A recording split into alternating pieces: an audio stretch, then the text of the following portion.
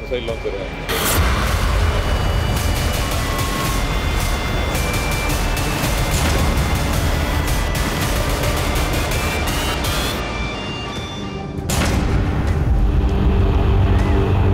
अनंत समंदर, अनंत लहरें और अनंत चुनौतियां।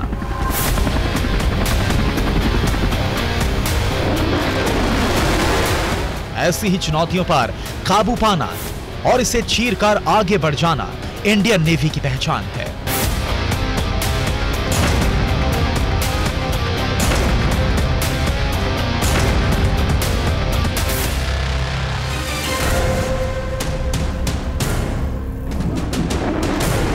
ऐसे गौरवशाली नेवी की कमान जिनके हाथों में है, जिनके इरादों से दुश्मनों के हौसले चकनाचूर होते हैं,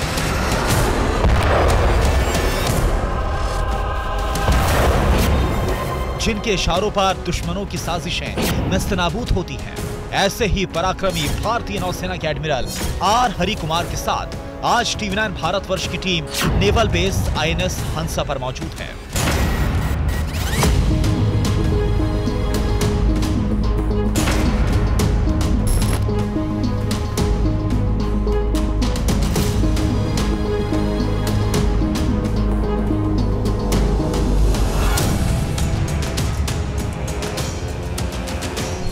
बदलते भारत की चुनौतियां और जिम्मेदारियां बहुत तेजी से बदल रही हैं और सबसे ज्यादा चुनौती या जिम्मेदारी है भारत की समुद्री सीमाओं की रक्षा करना।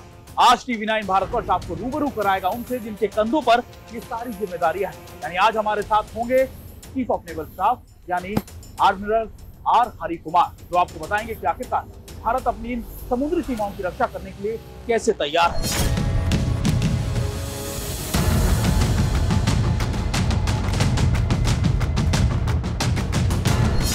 Thank you, sir, for giving us such a wonderful opportunity. Sumit Chaudhary from TV9 Bhartवर्ष. How are you, sir? Thank you. I hope आपको बता दिया होगा हमारा मोटिव क्या है पूरे प्रोग्राम का। एंड आई गेस आज हम लोग वो कर सके जो आप हमसे आशा करते हैं या फिर हम चाहते हैं कि देख सके कि कैसे हमारे समुद्री सीमाओं का सुरक्षा है। Thank you sir. TV9 Bharatvarsh के इस खास शो में नौसेना प्रमुख आर हरि कुमार दर्शकों को बताएंगे कि आखिर क्यों भारतीय नौसेना समंदर का सिकंदर है। विमान से उतरने के बाद नेवल चीफ का काफिला INS हंसा बेस के हेडक्वार्टर की तरफ बढ़ा।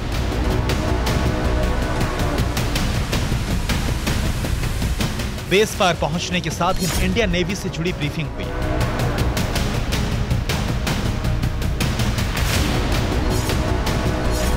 Intelligence, apart from pre-brief, will be real-time based on our surface analysis. Destroying these simulated anti-state actors in our maritime area. Briefing के बाद नेवल चीफ बेस का मुआयना करने के लिए निकल पड़े। सर, ऐसी ब्रीफिंग्स जब आप कभी आते हैं नेवल बेसिस पे या फिर आप ऑपरेशनलाइज देखने जाते हैं रिव्यूज को, इन ब्रीफिंग्स का महत्व क्या होता है, इंपॉर्टेंस क्या होता है? देखिए, मैं नेवल हेडक्वार्टर्स में रहता हूँ दिल्ली में, तो वहाँ से फील्ड यूनिट्स में विजिट करने का ज़रूरत है क्योंकि वहाँ भी ब्रीफिंग वगैरह हो जाता है, लेकिन जो हैंड्स ऑन जो इंफॉर्मेशन मिलेगा वो तो यूनिट में ही मिलेगा। मतलब जिस एरिया में जो ऑपरेशन हो रहा है, तो बीच बीच में मैं वहाँ से निकल जाता हूँ, तो ऐसे स्टेशन विजिट करता हूँ। ये हमारा सबसे बड़ा एयरबेस है वेस्ट कोस्ट में, जहाँ fighter aircraft, maritime petrol aircraft, helicopters, fighters सब कुछ यहीं से ऑपरेट होता है। तो यहाँ के और जिस यूनिट में जाता हूँ वहाँ फर्स्ट एक्टिविटी एक ब्रीफिंग लेता हूँ। तो ब्रीफिंग से पता चलता है कि उस एरिया में क्या क्या हो रहा है, क्योंकि हमारी जो चैलेंज है नौसेना में वो 3 गुना ज़्यादा है बाकी नॉर्मल किसी और फोर्स के कंपैरिजन में। तो इस क्योंकि समुद्र के सरफेस पे, समुद्र के नीचे अंडर द सी और ऊपर स्काई में, तो समुद्र के ऊपर जो वायु है, तो ये तीन डोमेन में हमारा एक्टिविटीज होता है। तो इसलिए यहाँ आके उसके बारे में जांच करता हूँ। फिर क्योंकि ये मैरीटाइम सिक्योरिटी काफ़ी इम्पोर्टेंट एक्टिविटी है और इस पर हम लोग कड़ी निगरानी रखते हैं ताकि कोई नॉन स्टेट एक्टर या कोई हमारा जो एडवर्सरी है वो ऐसा नहीं सोचना चाहिए कि कुछ पॉसिबिलिटी उनके ऊपर है कि कुछ उल्टा सीधा करने के लिए। ये बात सच है कि इंडियन नेवी के लिए 3 गुना चैलेंज है, यानी जल, थल और नभ। इन तीनों वॉर फ्रंट पर किसी भी वक्त मोर्चा संभालने के लिए अलर्ट मोड पर रहना होता है। शायद तभी INS हंसा नेवल बेस पर MiG-29 के लड़ाकू विमानों की पूरी कतार खड़ी थी। एयर स्ट्रिप से लेकर हैंगर तक नौसेना के आसमानी जंगबाज अलर्ट मोड पर खड़े थे।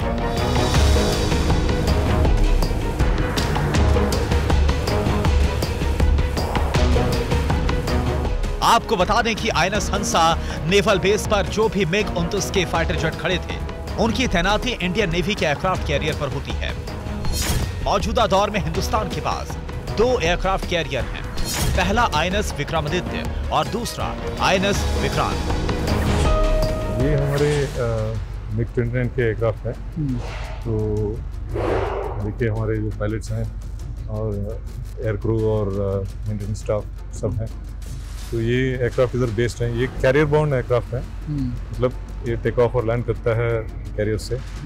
और कैरियर बाउंड एयरक्राफ्ट जो है वो शोर बेस्ड एयरक्राफ्ट से अलग है, क्योंकि इसका रिक्वायरमेंट है कि ये अंडर कैरेज का स्ट्रेंथनिंग और टेल हो, कई चीज़ों का फ़र्क है जो प्योरली लैंड बेस्ड एयरक्राफ्ट है। तो इसलिए ये एयरक्राफ्ट है विक्रमादित्य और विक्रांत दोनों एयरक्राफ्ट कैरियर से ऑपरेट कर सकता है। जितने रोल्स हैं एयर टू सरफेस और एयर टू शोर, सारे रोल्स कर सकता है।